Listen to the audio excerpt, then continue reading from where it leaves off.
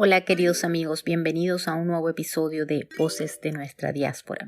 Recuerde que puede suscribirse a nuestro podcast en cualquiera de las plataformas que usted prefiera, Apple Podcasts, Spotify, Google Podcasts, y no olvide dejarnos un review de 5 estrellas.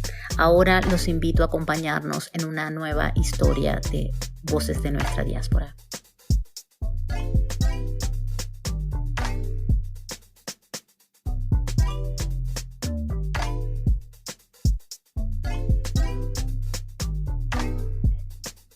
Hola amigos, estamos en Voces de nuestra diáspora con una familia venezolana que está en la frontera de México intentando pasar y aplicar a un asilo.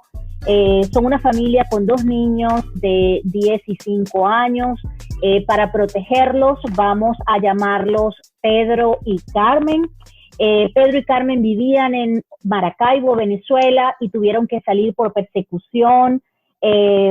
Pedro trabajaba en la industria petrolera venezolana, en PDVSA, durante 8 años, y por reclamos laborales y protestas que hizo fue despedido y perseguido y tuvo que salir del país.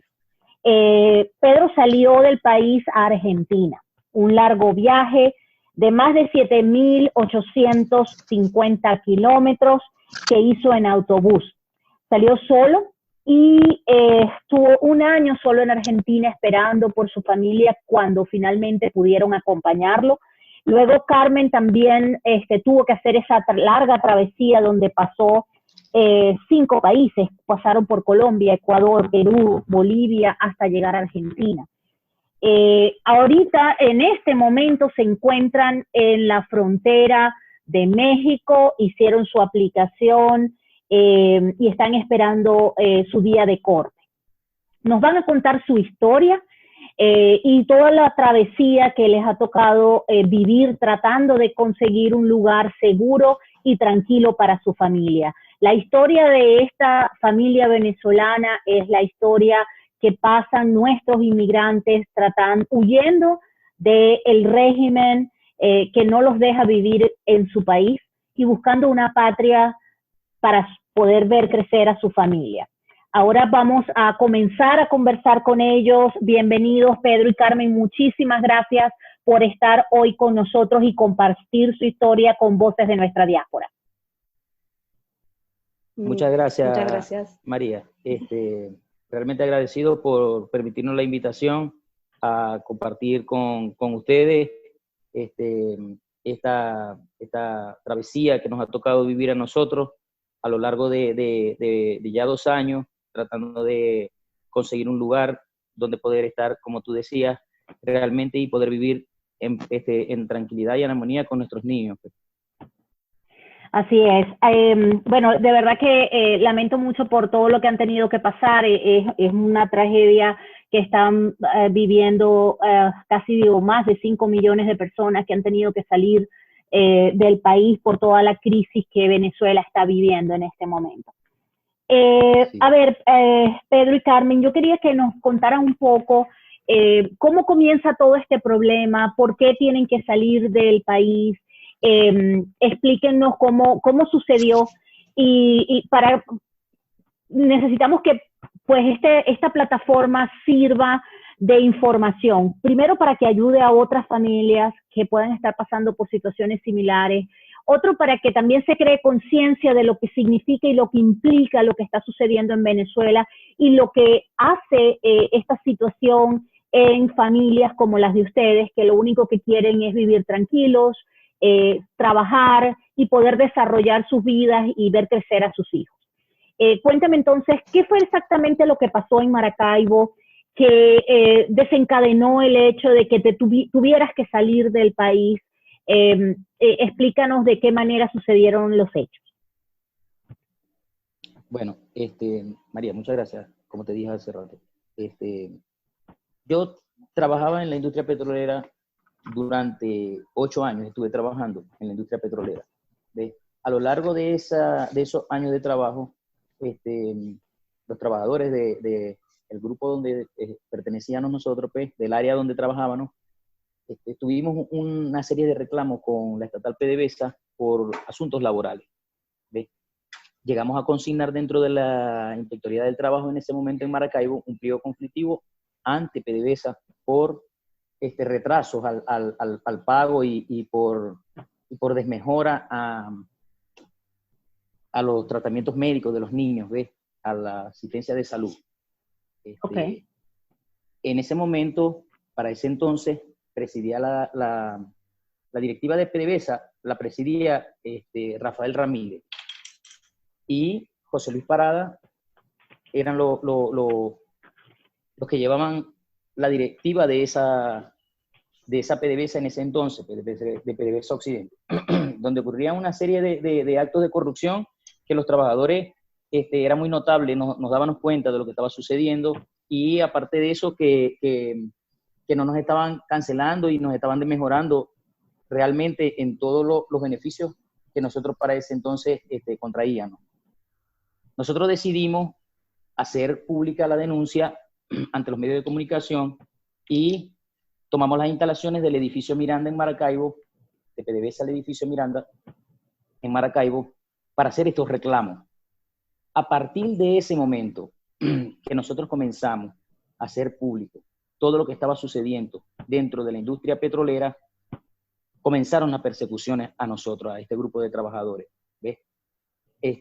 Para ese entonces, María, te estoy hablando de 350 trabajadores de esa área. ¿Ves? Que comenzamos a ser perseguidos, hostigados, infines de cosas que nos hicieron para que nosotros renunciáramos, para no tenernos allí. Tanto así que a lo largo de tantas protestas, después de eso nos fuimos a una huelga de hambre. Hubo un momento que paralizamos 17 taladros de PDVSA en el estado Zulia. Se les empezó a complicar más la situación con los trabajadores y decidieron pasar todas esas planillas de este grupo de trabajadores a un grupo de la policía del estado Zulia para que ellos mismos se encargaran de hacernos renunciar. En mi caso, María, yo estaba saliendo de la Clínica Paraíso en el año 2015, a mediados del mes de junio, y me intercepta una patrulla de la policía. Me dice que por favor que lo acompañen, el oficial, por favor acompáñenme, usted es José Luis Pino, sí, bueno, vengas. Me montan en la patrulla, me llevan al destacamento de la policía de San Francisco, y en ese momento el comisario de la policía, yo entro al destacamento de la policía y el comisario me coloca mi renuncia de PDVSA en su escritorio para que la firme. Le agradezco que por favor usted firme esta renuncia. Entonces, pero ¿cómo así? ¿Por qué motivo? ¿Cómo yo voy a firmar la renuncia acá? Pues? Él me dijo, es preferible que tú firmes tu renuncia y que no tengas problemas. ¿Ves? Entonces, al ver la situación, no me quedó de otra que renunciar, pues, ¿ves? Que firmar la renuncia, porque ya sabía a lo que me iba a enfrentar. Entonces, yo renuncié y así igualmente le sucedió a un grupo a nuestros otros compañeros, pues, ¿ves? No dejaron desde ese momento que nosotros renunciamos o que nosotros nos obligaron ellos a renunciar, ¿ves? No dejaron de frecuentarnos, de seguirnos. De hostigarlos. Hubo un momento que, sí, hubo un momento que yo voy al colegio de mi hijo, el que tiene ahorita 10 años, a retirarlo al colegio con mi esposa y mi suegra, y era muy raro ver una patrulla de ese municipio en la ciudad de Maracaibo, mucho menos frente de un colegio. ¿Ves? Entonces, ya era como muy hostigante la situación. Bueno, nosotros, el grupo de trabajadores, nos ponemos en contacto y en el año 2017 pensamos ir a Caracas a la Asamblea Nacional y exponer el caso de lo que estaba sucediendo. ¿Ves? Para ese momento ya tú no trabajabas en PDVSA, ¿cierto? Ya habías renunciado. No, ya no trabajaba en PDVSA, no. Ok. Sí, por supuesto, ya tenía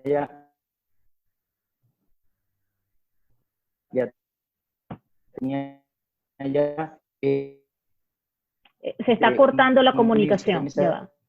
Aproximadamente de que nos habían hecho firmar la renuncia. Entonces, nos volvemos a... Disculpa un segundo, Pedro, se está cortando la comunicación. Esto, nosotros los trabajamos. ¿Escucha? Ahora te escucho otra vez. Lo que me estabas contando de que renunciaste y entonces decidieron ir a Caracas. Sí, a partir de ese momento te consigo contando desde allí. Ajá. Bueno, nosotros los trabajadores nos reunimos y por vía de WhatsApp, vía de Facebook, nos volvimos a contactar y pensamos ir a Caracas, a viajar a Caracas para ante la Asamblea Nacional exponer nuestro caso, pues, de lo que nos estaba sucediendo, que aparte de que nos hicieron renunciar, aún nos seguían reprimiendo, pues, ¿ves? Nos seguían hostigando, manteníamos esa persecución. Entonces, en ese entonces empezamos a organizarnos para poder viajar a Caracas, ¿ves? Cuando a un grupo de nuestros compañeros le empiezan a allanar sus casas, ¿ves? Y entonces, ya cuando la policía empieza a allanar casas de trabajadores, nosotros automáticamente decidimos salir de Venezuela. Muchos de estos trabajadores ya en Venezuela no están, pues, ¿ves? Están en algunos claro, porque países. sintieron que ya la cosa iba a otro nivel y el nivel de hostigamiento, ¿no? Y además ponían en peligro a sus familias también. Por supuesto. Yo logré salir de Maracaibo e inmediatamente no podía salir con mi familia en ese momento, pues por las condiciones en las que nos encontrábamos. Entonces, llevé a mi esposa a la ciudad de Mérida, a que un familiar, y de ahí yo salgo por la frontera de San Cristóbal, agarrando por Cúcuta. Ok, ¿y sales en autobús? ¿Cómo saliste de Venezuela? Sí, yo llego en la frontera de San Cristóbal, y yo llego en la frontera de Cúcuta, hago mi control migratorio normal, y estando ya del lado de Cúcuta, tomo un autobús hasta Ecuador, hasta la frontera de Ecuador. En la frontera de Ecuador, atravesando la frontera de Ecuador, vuelvo a tomar otro autobús desde la frontera de Ecuador hasta la frontera de Perú, y así desde la frontera de Perú hasta la frontera de Bolivia, igualmente de la frontera de Bolivia hasta la frontera con Argentina. ¿Ves? Durante 8 días. Llegas a Buenos Aires. ¿Cuántos días te tomó eso? 8 días. 8 días para llegar a Buenos Aires. Wow. Después de un año de estar en la Argentina, es que logra salir mi familia. Ok.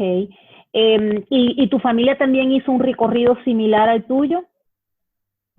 Sí, después de 3 oportunidades de intentar salir, mi esposa con mis 2 hijos, logran salir, pero no pudieron salir por la frontera de Cúcuta. Explícame, que volver a Maracaibo.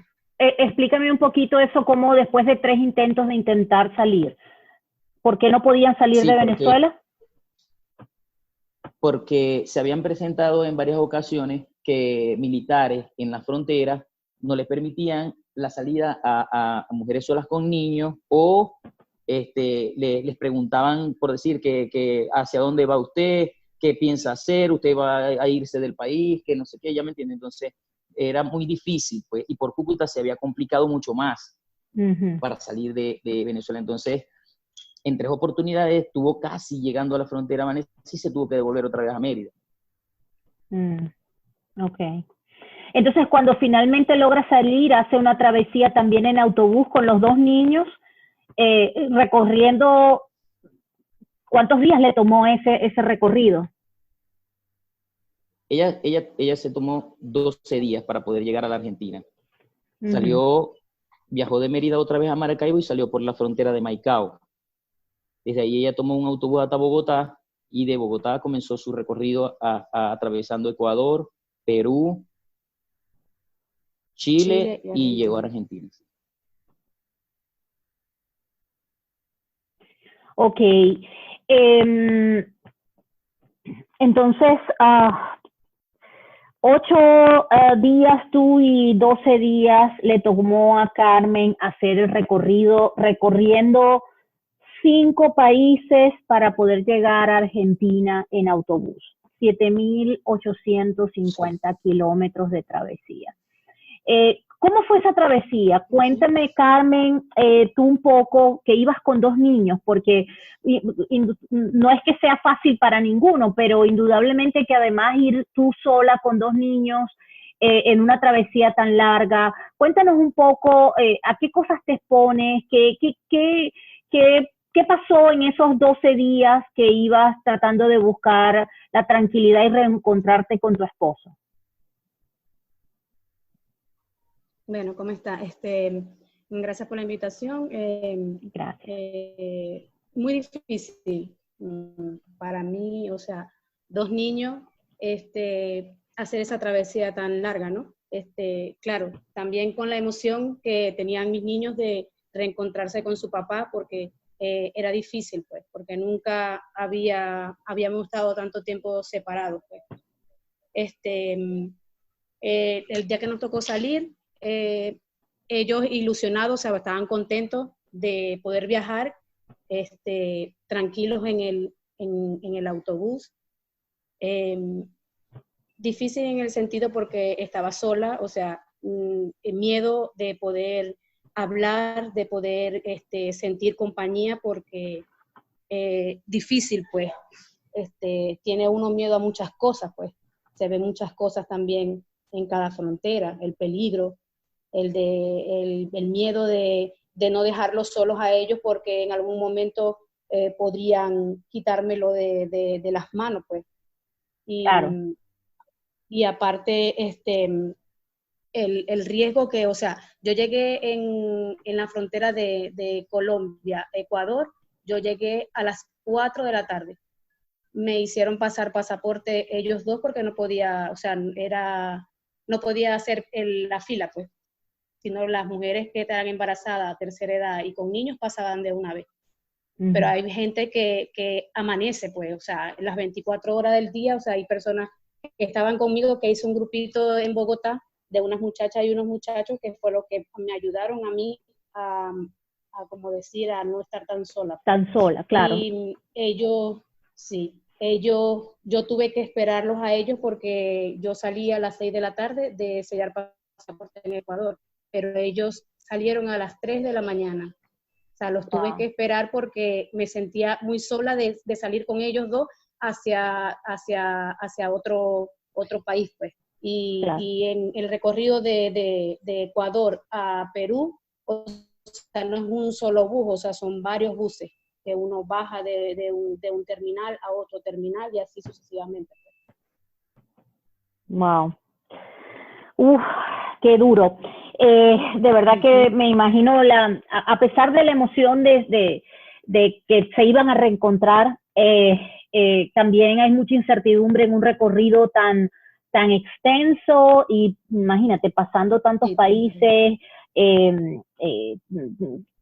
porque al final me imagino, no sé cuánto puedes programar un viaje de ese tipo en cuanto a si tienes sitios, cómo hacías coordinabas para dormir, dónde llegaban a dormir, cómo eran las noches, si, digamos, las que no pasabas en un autobús, porque me imagino que te tocó pasar noches en autobús. Sí, en autobús, o sea, yo de ninguna manera me quedé en un hotel, o sea, en ninguna manera. Yo me bajaba de un autobús, buscaba otro autobús, o sea, no esperaba ni siquiera ni una hora que saliera, o sea, depende del tiempo que tenían los autobuses para subir y bajar, o sea, pero nunca me llegó a tener que pasar una noche. En un hotel a dormir con ellos, no. Okay. No, solamente pasé en la frontera de Perú, que nos obligaron los policías de ahí, los de seguridad, a que no nos fuéramos para el terminal porque era muy riesgoso. Fue la única noche que dormimos ahí en Migración de Perú. Okay. Uh-huh. Wow. Pero de resto, o sea, viajando todos los días, pues viajando todos los días.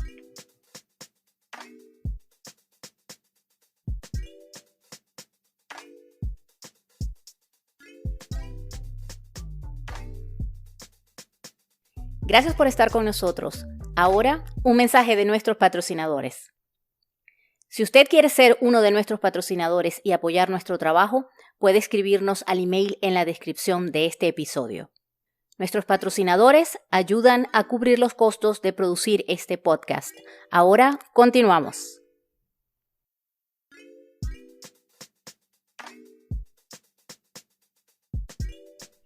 Qué duro.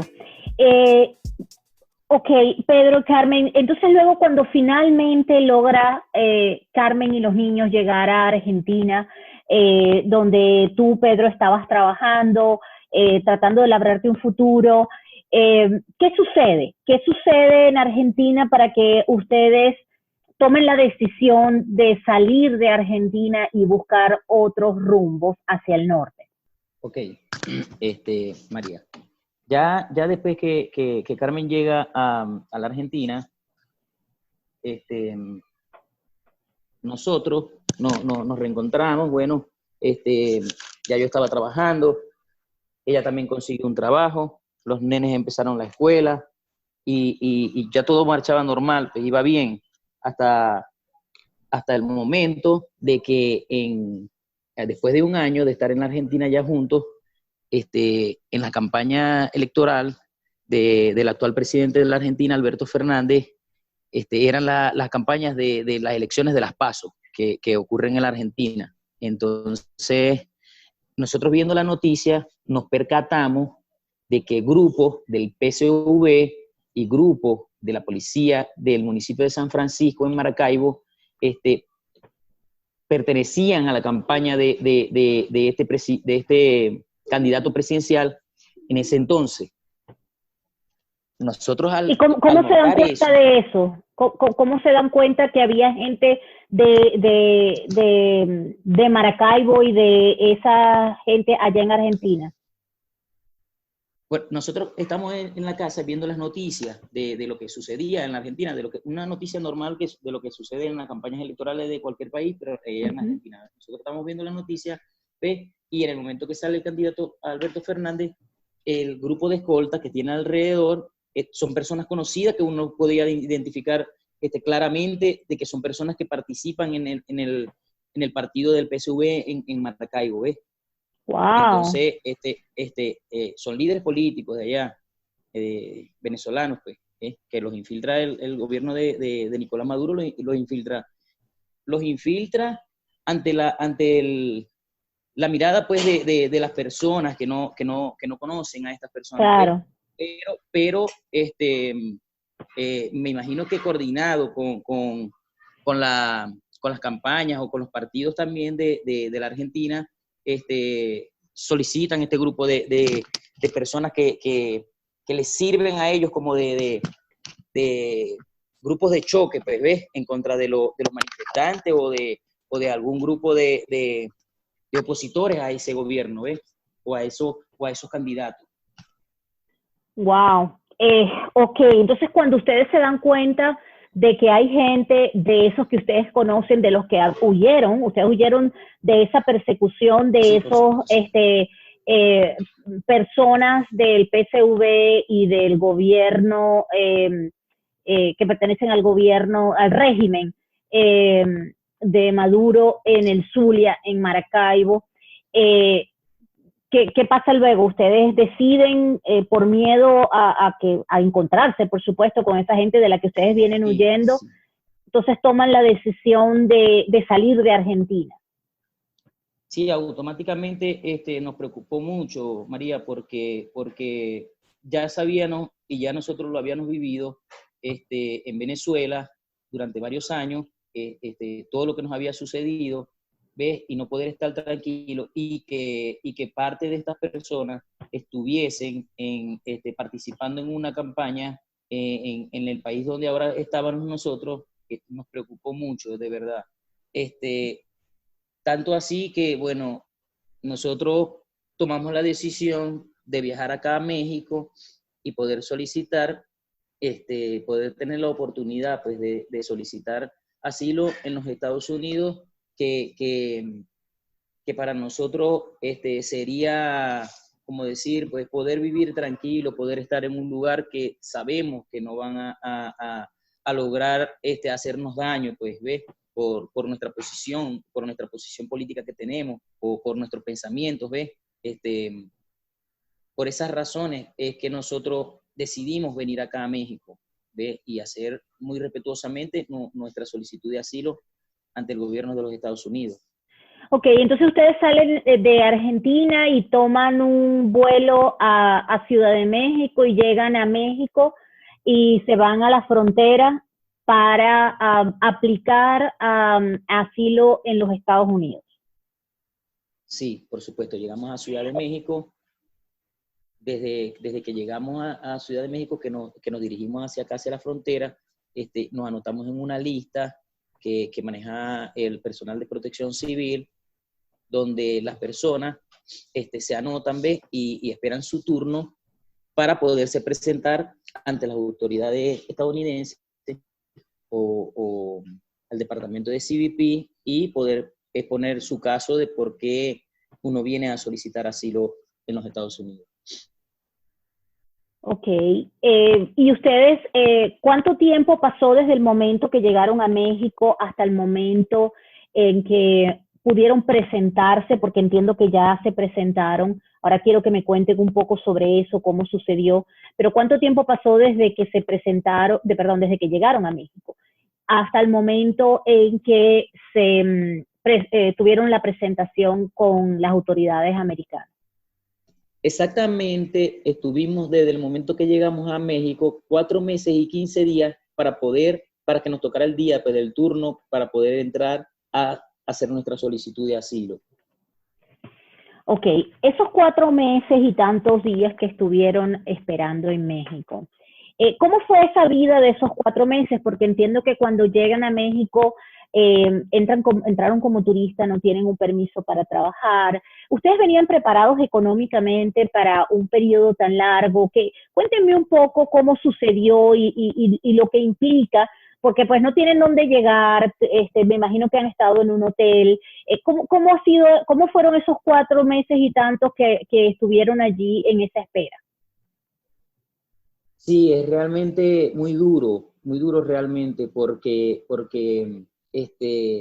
no sabíamos pues el tiempo que nos iba a tomar para podernos presentar, ¿ves? Y entonces realmente no creo que ninguna persona que haya llegado de alguna manera acá a México con ese propósito de hacer una solicitud de asilo ante los Estados Unidos venga económicamente muy bien preparado para durar todo ese tiempo, ¿ves? Uh-huh. Porque tendría que traer mucho dinero en efectivo encima o tendría que tener mucho dinero en alguna cuenta bancaria para poder mantenerse todo este tiempo acá. Realmente ha sido bastante duro. Hemos contado realmente, María, con mucha ayuda de personas acá en México, de personas que, por decir, trabajan, organizaciones que trabajan con los emigrantes, prestan mucha colaboración, ayuda, y realmente es lo que ha ayudado pues a que nosotros podamos estar todo este tiempo acá. Cuando dices organizaciones, ¿son organizaciones mexicanas que apoyan a los inmigrantes, a gente que está esperando ahí en la frontera? ¿Y qué tipo de ayudas les prestan? Son organizaciones que están acá en México, pero patrocinadas por organizaciones del lado americano.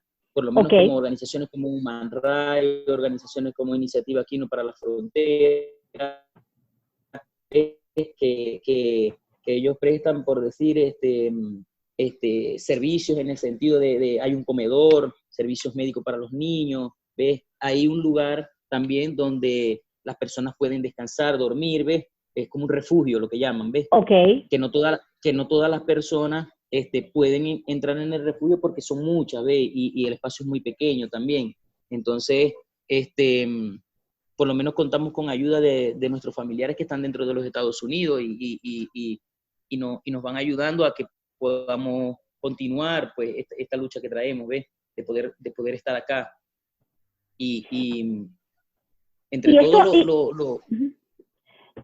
todos los muchachos que están... Ajá, dígame. Perdón, ¿me vas a repetir los nombres de las organizaciones? Porque se cortó un poco cuando los mencionaste. Dice Human Rights y la otra organización que nombraste. Iniciativa Aquino para la Frontera. Ok, Iniciativa Aquino para la Frontera. En esos 4 meses, por supuesto que la ayuda de estas organizaciones, el apoyo de la familia que tienen ustedes en los Estados Unidos, ha sido vital para que ustedes puedan sobrellevar estos tiempos, ¿no? Sí. En cuanto a los niños están en el colegio, están yendo a la escuela.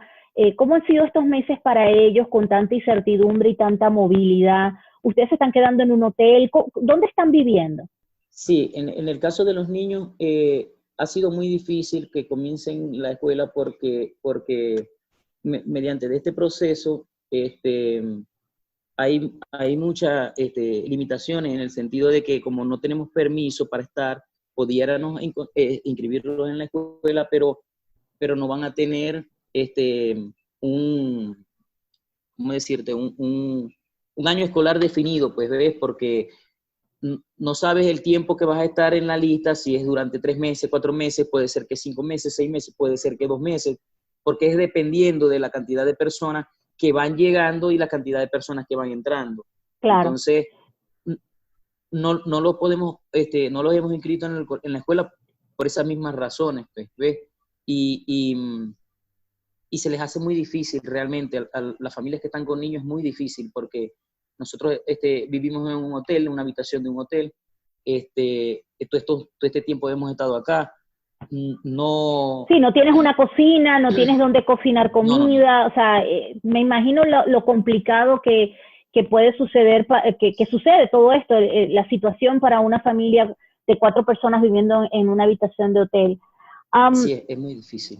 Sí, entiendo que cuando ustedes entran a México, que entran como turistas, les dan 6 meses de estadía y no tienen permiso para trabajar. Quiere decir que mientras ustedes han estado esperando para presentarse ante las autoridades de Estados Unidos, no tienen un permiso legal para trabajar, no tienen manera de poder buscar un trabajo para mantenerse, y eso complica mucho más la situación. Sí, por supuesto. Es muy difícil, de verdad, estar en esta situación, porque hasta que nosotros no entramos a presentarnos nuestra solicitud de asilo y no seamos devueltos, no podemos trabajar, no tenemos permiso para trabajar. Ok, ¿cuándo sucedió finalmente ese momento en que ustedes se presentan, que los llaman y pueden presentarse y presentar su solicitud de asilo en los Estados Unidos?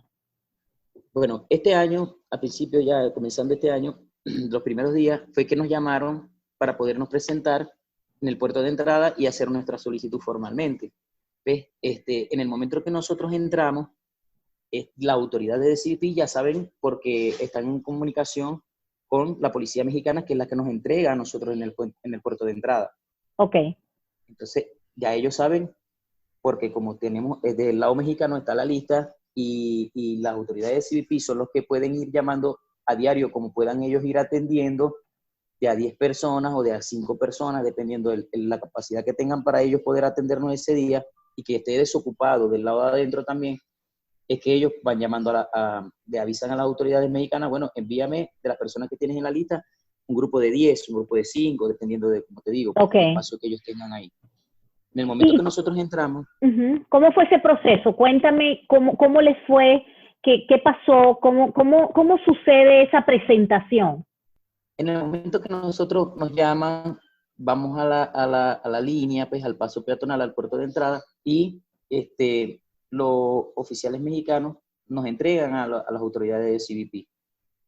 Ellos, muy respetuosamente y excelente la atención que les dan a las personas en el momento que llegan, nos hacen preguntas, qué nacionalidad son, nos toman fotos, pasamos hacia las oficinas, ¿ves? En primera instancia nosotros nos preguntaron si habíamos comido, si que íbamos a tomar agua, cualquier cosa, ¿ves? Atienden a los niños, son muy cordiales con los niños, los colocan en una sala de juego para que estén ahí entretenidos mientras que a nosotros nos hacen las entrevistas, ¿ves? Y bueno, nos comienzan a entrevistar, nosotros les planteamos nuestro caso. Ahí en ese proceso nosotros pasamos, lo normal es pasar 24 horas dentro de las oficinas, ¿ves? Dentro de las oficinas ellos tienen un lugar donde uno puede dormir, ¿ves? Porque uno le hacen la entrevista en el transcurso del día y uno duerme allí, nos preguntan a nosotros si padecemos de alguna enfermedad, si los niños tienen algún tratamiento médico. Nosotros les planteamos que sí, porque casualmente nuestros 2 niños son asmáticos y nos preguntaron qué medicamentos les estábamos dando. Nosotros llevamos los medicamentos, ellos no los vieron. El doctor lo atendió, le reemplazó el medicamento, le colocó otro tipo de medicamento, nos dio medicamentos para que tuvieran y para que traéramos para tener de repuesto, pues, ¿me entienden? Claro. Y mientras que nos atendieron, fue muy bien, nos atendieron excelente, de verdad. La atención, no tenemos que quejarnos de la atención que nos dieron, fueron muy cordiales en todo momento, nos hicieron muchas preguntas de lo que sucedía, de cómo era nuestro caso, lo que sucedió en Venezuela, todo eso queda registrado, ellos nos los van anotando mientras que nosotros estamos conversando. Pude notar realmente que hay mucho interés en saber, en ver cuál es la situación que traemos, qué es lo que pasa realmente, pues ves. Imagino que los oficiales de CBP, bueno, sabrán muchas cosas de Venezuela por las cosas de las noticias que escuchan o las cosas que suceden, pero ellos se interesan mucho en que uno les cuente porque lo pueden escuchar de una persona que lo ha vivido, ¿sí me entiende? ¿Ves? Claro. Entonces, realmente, bueno, tuvimos un muy buen trato allí. Digamos, habiendo tenido la experiencia, habiéndote presentado, ¿qué le recomendarías tú a otras personas que están pensando o que están esperando su turno para presentarse ante las autoridades americanas para presentar su asilo? ¿Qué crees tú que es importante tomar en cuenta en la preparación para ese momento? Cuéntanos qué piensas tú que puede ser útil de tu experiencia. Bueno, María, para las personas que se encuentran actualmente en la frontera esperando su solicitud de asilo, les pudiera decir que no se desesperen, que no tomen una vía alterna, como quien dice, o que piensen que sea más rápido, que no se dejen llevar por lo que digan las otras personas, que realmente busquen asesoría legal para que los ayude con respecto a lo que están haciendo o antes de presentarse ante un juez de inmigración en una corte de los Estados Unidos. Digo esto, María, porque hay muchas personas, no solamente venezolanos, de otras nacionalidades, que después de anotarse en la lista, al ver que su tiempo le ha pasado 1 mes, 2 meses, que no los han llamado, entonces toman la decisión de entrar ilegalmente a los Estados Unidos, ¿ves? Entonces, hay personas que se comentan entre ellos, es más fácil que entremos ilegales, pues que nos pasen, que pague para pasar, y realmente es un gran error que cometen estas personas, ¿ves?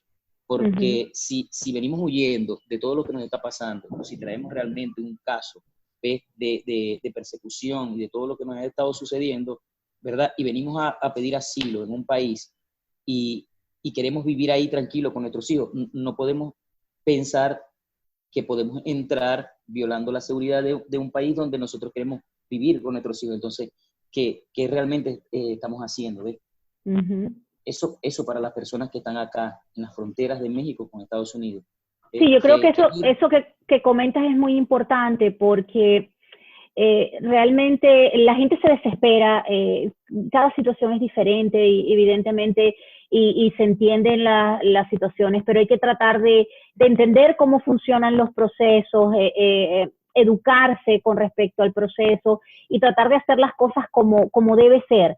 A veces no lo más rápido es lo más recomendable y a la larga puede traer peores consecuencias que tener la paciencia de esperar y cumplir con los procedimientos adecuadamente. Sí, por supuesto. Eso realmente es nuestro consejo para las personas que ya están acá en la frontera de México con Estados Unidos y están en este proceso. Para las personas que no han venido o que están pensando hacer esa travesía y venir para acá, es muy complicado realmente. Tienen que estar muy bien preparados para hacerlo, ¿ves? Para tomar esa decisión de venir hasta acá porque estamos hablando de las fronteras de México que son muy peligrosas, María, realmente son muy peligrosas, ¿ves? Y entonces, durante todos estos meses yo solo soy el que salgo para afuera, pues, que puedo salir a comprar comida al supermercado. Mi esposa y mis hijos no salen, ¿ves? Entonces, o sea que básicamente están recluidos en una habitación sin poder salir. Sí, sí, por supuesto. Entonces, solamente yo salgo y salgo a la hora del día a hacer alguna compra, a buscar la comida para ellos, ¿cómo se llama? A cualquier diligencia que tenga que hacer, yo salgo y ellos se quedan dentro de la habitación, pues. ¿Ves? Claro.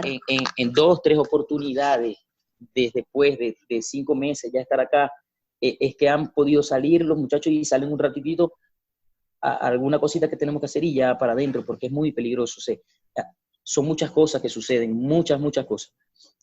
Hay reportes documentados de más de, el año pasado solamente, de más de 636 casos de violación, de secuestro, de tortura, de extorsiones, aquí en las fronteras de México, con respecto a los inmigrantes que están acá. Y cuéntame, ¿cuántas personas, cuántos venezolanos están allí en esa área que ustedes sepan? ¿Tienes idea de más o menos cuántas personas son?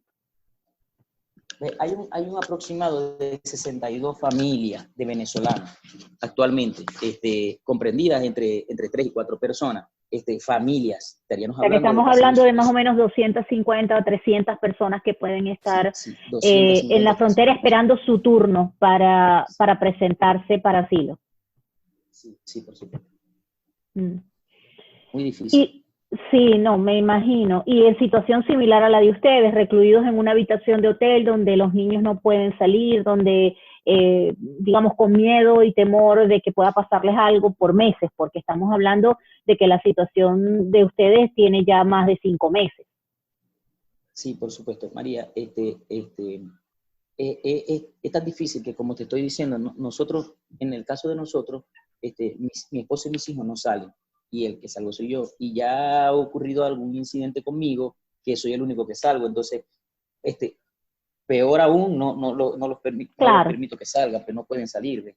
Entonces, porque si ya ha ocurrido conmigo, que por lo menos yo puedo, no es que pueda salir, pero salgo porque tengo que salir obligatoriamente, porque no me queda de otra. Tampoco pudiéramos estar los 4 días encerrados dentro de la habitación, si tengo que hacer diligencia, ir a estas organizaciones que ayudan a inmigrantes para que nos orienten en cualquier planilla que tengamos que llenar, en cualquier cosa que tiene que uno hacer, ¿ves? Entonces, tiene que salir uno, una sola persona de la familia es la que casi siempre sale y con la que me he topado en la calle de esta ciudad con algunos compañeros venezolanos que también están en la misma situación y me comentan, sí, yo estoy con mi familia, pero igualmente están dentro de la habitación, no sale mi esposa, no salen mis hijos. ¿Sí? Wow, qué duro. Ok, entonces ustedes se presentaron a principio de enero al CBP, a las autoridades de Estados Unidos, presentaron su caso de asilo. ¿Y qué sucedió? ¿Qué pasó allí? ¿Qué les dijeron? Porque entiendo que hay una regulación nueva que entró en vigencia a mediados del año pasado, que cuando vienes de un tercer país no te aceptan el asilo. Cuéntenme qué pasó y cuál fue el resultado de esa presentación. Después de presentarnos en el puerto de entrada y hacernos la entrevista, la autoridad de CBP, ellos, por el programa que tú dices, que salió a partir del año pasado, que comenzó a partir del año pasado, las personas que solicitan asilo en la frontera, en estos puertos de entrada, tienen que ser devueltos a México a esperar un día donde va a haber una corte, donde va a tener una corte con juez de migración, y estas personas, nosotros en este caso, tendríamos que exponer ante el juez de migración nuestro caso, y el juez de migración decidirá si aplicamos para un proceso de asilo. Del juez determinar que nosotros apliquemos para un proceso de asilo, bueno, continuaremos nuestro proceso dentro de los Estados Unidos. Si el juez ve que el día de que las personas se presentan amerita o darles un poco más de tiempo para que ellos recauden sus pruebas, le lleven algunas cosas que él necesita, ¿ves? Para poder decidir si aplican o no, les pondría otra fecha de corte, pero las personas tendrían que volver a esperar acá en México. Ok.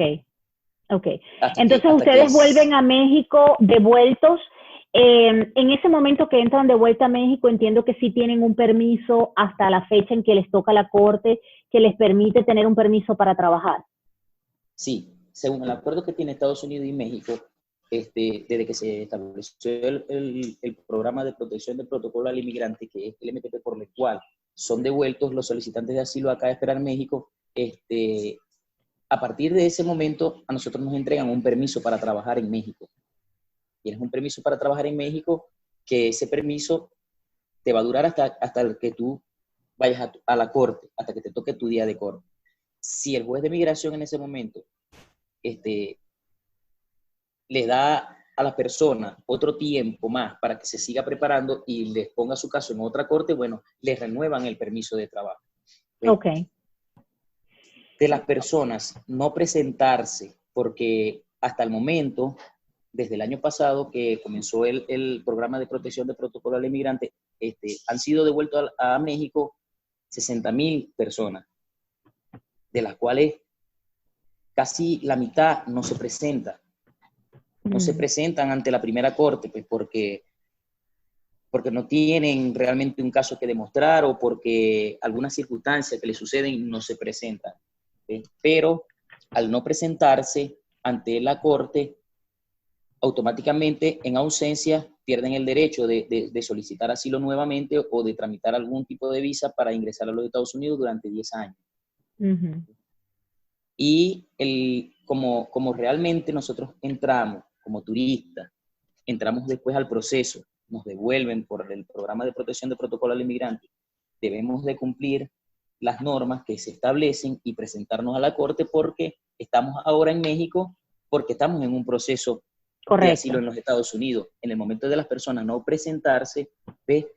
Y se quedan acá en México, están ilegal porque el gobierno de los Estados Unidos le comunica al gobierno de México que esta persona en ausencia no se presentó a la corte.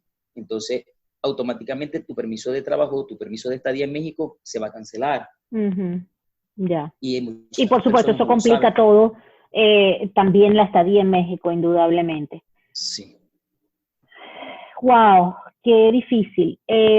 Cuéntame, ¿cómo han hecho ustedes para prepararse? A ver, yo agradezco muchísimo que ustedes se hayan puesto en contacto con nosotros.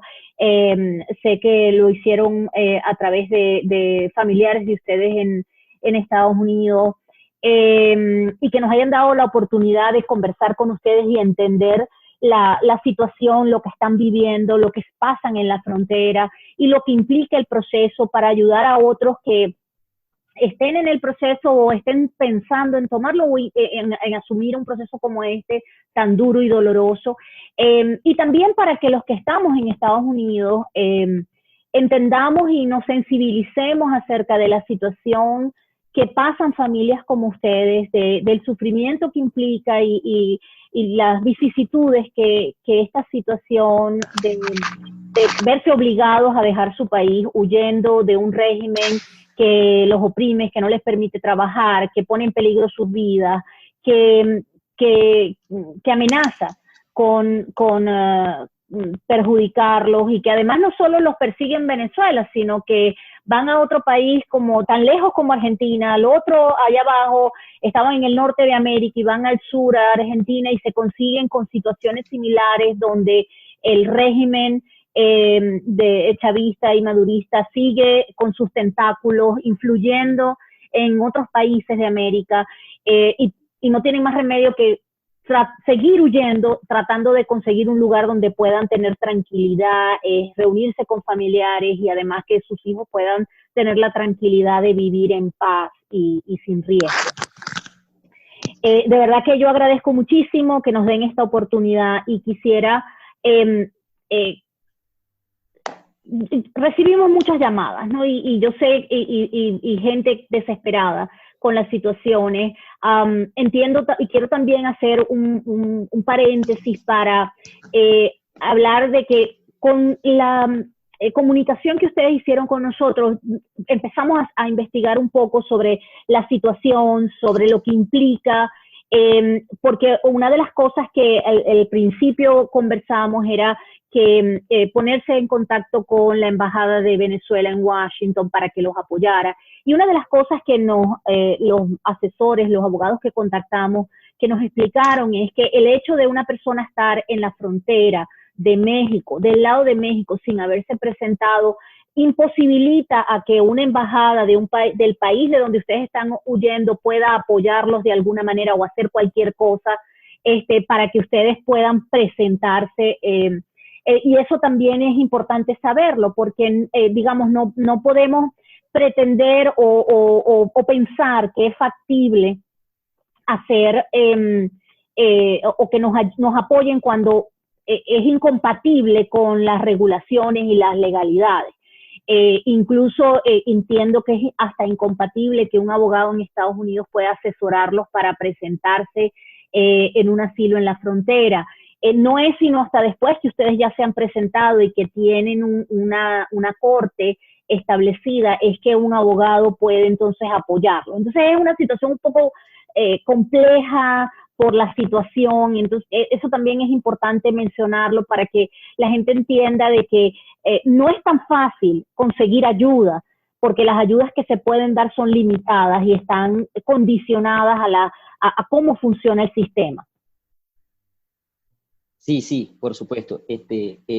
Muchas personas realmente, y nos incluimos nosotros, pensamos al estar acá en la frontera que la Embajada de Venezuela en los Estados Unidos pudiera ayudarnos, pues, ¿ves? En este estatus, pero a lo largo de estos meses nos hemos dado cuenta que realmente no se puede atender a las personas, no se puede, y es algo muy, muy delicado también, el tema es muy delicado, ¿ves? Estar de este lado por todas las cosas que suceden, por todas las irregularidades que aquí suceden, ¿ves? Entonces se puede prestar para cualquier otro tipo de entendimiento, ¿ves? Entonces, pero sí hemos visto que por parte de la Embajada de Venezuela en los Estados Unidos se ha estado haciendo muchas cosas porque ya saben del tema, ya conocen del tema de muchos venezolanos en los centros de detenciones en Estados Unidos que han entrado por la frontera a solicitar asilo. Incluso recientemente han creado un correo electrónico donde las personas pueden comunicar si sus familiares están detenidos, en qué lugar, en qué condiciones, por qué parte de la frontera entraron. Entonces, han estado ayudando poco a poco, a la medida de que han podido, a resolver estos casos de estos compañeros venezolanos que estamos en esta situación. Pues.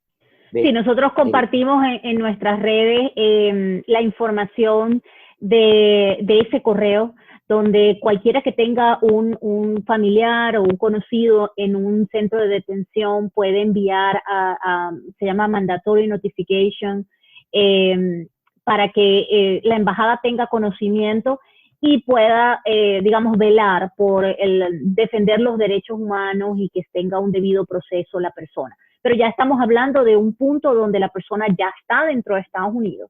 Entonces, digamos, está dentro de jurisdicción en la que la embajada puede hacer algunas actividades, digamos, dentro de sus posibilidades para gestionar. No pueden influir en el proceso porque no está dentro de sus capacidades, pero sí pueden velar porque se cumplan las debidas regulaciones, los protocolos, etcétera. Y bueno, eso sabemos que pues lo están tratando de hacer y tratando de apoyar a las familias, que sabemos que son muchas las que están en centros de detención. Para cerrar, a mí me gustaría que ustedes, digamos,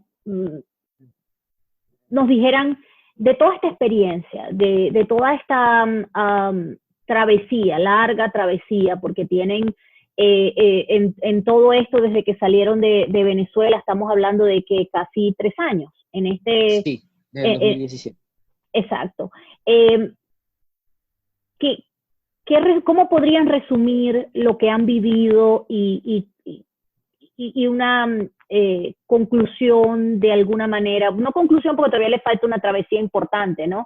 Tienen ahora la presentación en la corte, la lucha sigue. para tratar de lograr una parte importante que me conversaron antes de comenzar es que se han preparado para presentarse en la corte con la documentación necesaria, con la argumentación adecuada, que eso también es muy importante. Hay que entender que hay regulaciones, que este país es un país donde están establecidos unos procedimientos y hay que tratar de entender cómo funcionan para poder adecuadamente utilizar las herramientas para poder tener éxito si uno quiere realmente y tiene un caso que puede documentar y venir bien preparado. A mí me alegra mucho que hayan tenido la oportunidad de reunirse con uno de los abogados que hace parte con nuestra organización y que estuvo también en un podcast explicándonos un poco cómo funciona el tema en los centros de detención y que les haya podido apoyar dentro de la medida de sus posibilidades, explicándoles lo que implica y cómo prepararse un poco mejor. Entonces quisiera que me dieran como una conclusión, un resumen de toda esta experiencia que como familia les ha tocado vivir. Realmente, María, ha sido muy difícil, pues, porque por tener una opinión, pues, política o por tener una convicción de cómo se deberían de hacer las cosas, de no permitirnos que se nos violen nuestros derechos en nuestro país y por todas estas situaciones que hemos estado atravesando, bueno, hemos sufrido mucho y han sufrido nuestros niños, ¿ves? Han tenido que atravesar por toda esta situación, desde el momento que salimos de Venezuela hasta ahora que estamos acá.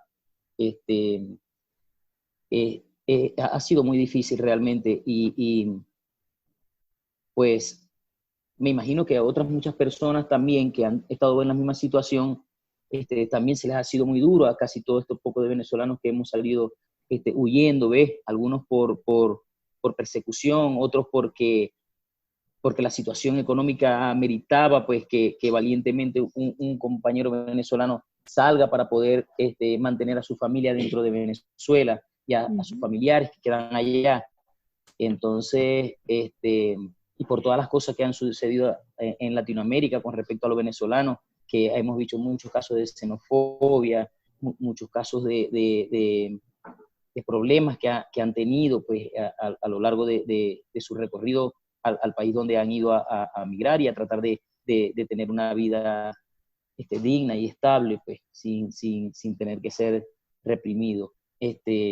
Es muy duro realmente lo que están viviendo ahora y lo que estamos viviendo muchos venezolanos a lo largo de toda Latinoamérica y en el mundo, pues, que están repartidos por todo el mundo. Es muy duro, es muy difícil para las familias que ya tienen niños, hacer todos estos recorridos, ¿ves? Y les recomendamos realmente a las personas que están pensando tomar esta decisión de venir a México a solicitar asilo en los Estados Unidos. No es fácil, es muy duro realmente. Tienen que estar muy bien preparados para lo que para la decisión que van a tomar, mucho más si hay niños de por medio. Uh-huh. Es muy delicada la situación. Ahora recién acá se está presentando de que vienen una caravana de personas de Honduras tratando de ingresar a la Fuerza de México para poder solicitar asilo en los Estados Unidos. Hemos visto en las noticias que personas que quieren entrar a la Fuerza, ¿ves? Y todo ese grupo de personas, de centroamericanos, suramericanos, de cualquier parte de Latinoamérica de donde vienen, no saben realmente cómo está la situación acá y que no solo por entrar a México van a llegar a los Estados Unidos a solicitar un asilo y se lo van a aprobar. Uh-huh. Mucho menos si vienen con violencia, a la fuerza, mucho menos lo van a lograr. ¿Ves? Claro. Y realmente para todos nuestros compañeros venezolanos porque no les podemos decir no lo hagan, María, porque no sabemos realmente las condiciones de ellos, o porque yo estuve en la Argentina y tuve que venirme para acá por temor también, pues salí de Venezuela por temor y entonces salgo de la Argentina por el mismo temor. Uh-huh. Entonces no le podemos decir no lo hagan, pero tomen conciencia de la situación, de lo que sucede y realmente tienen que venir muy bien preparados para hacer eso. Y que si lo deciden hacer, de la mejor manera posible, muy respetuosamente, esperen su turno, no pasen por encima de otras personas, ¿ves? Para lograr lo que quieren, porque no les va a resultar.